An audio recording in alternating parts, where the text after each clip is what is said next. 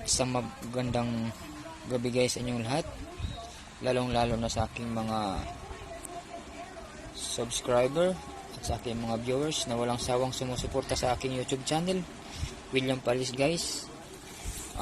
Muli rin naman akong ipapakitang challenge sa mga beginners sa chess. Ang una nating pag-aralan guys, kung paano maglagay ng tamang pisa guys sa board.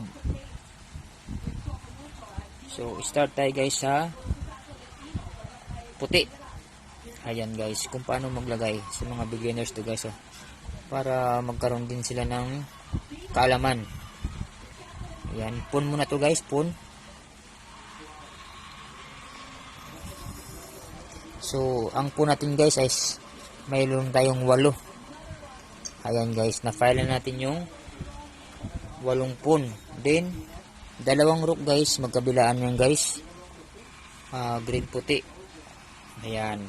Then, 2 horse, puti, and green.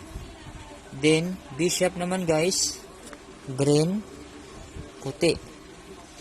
Okay, then yung queen, laging nasa puti yan. Then, king.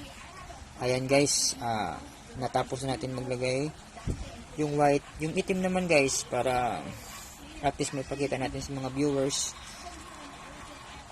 lalo sa mga beginners guys, kung ano yung file ng puti guys, ganun din yung file ng itim. So pakita rin natin guys kung paano din ilagay guys. So kaya na natin guys, yung king nasa puti, then yung king, queen,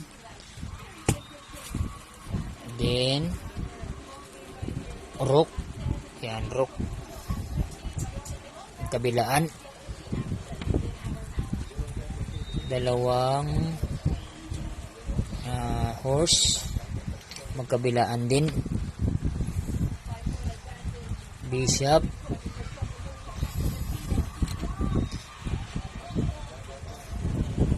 ayan, okay na guys. And then yung last, yung 8 pawn.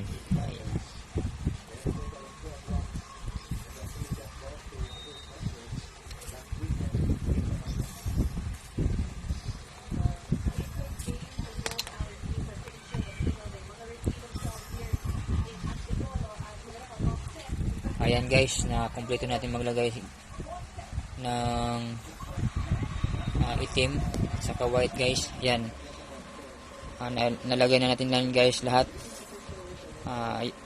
Dapat guys ganyan yung tamang paglagay ng pisa.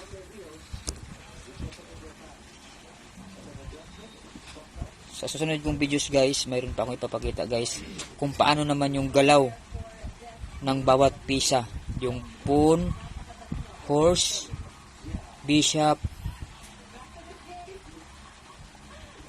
queen, saka king guys.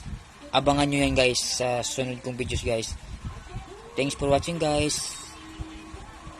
Bye bye. Don't forget to subscribe my channel, William Palis guys. Thank you.